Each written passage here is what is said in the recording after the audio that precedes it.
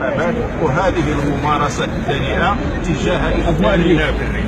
أقول كفى بأنه وصل السيل الزبر، كفى 59، كفى 52، كفى 84 مقاليد جماعية، كفى إحراق الناس بالبنكة، لأن هذه الجرائم ترقى إلى مستوى جرائم الحرب. أنا شخصيا أطالب المجتمع الدولي بمحاكمة النظام السياسي في المغرب كمجرم حرب وشكل من أشكال العنصرية، لأن الريفيين نتبرأ بهذه الممارسة الدنيئة ونقول اليوم محسن وغدا شكون اللي غادي يكون. إذا الآن سنضع حدا لهذه الممارسات، سننتفض والمسيرات في الريف كله يوم بعد يوم ما غاديش نرجعوا الجهد ديالنا إلى أن يتحقق العدل في الريف.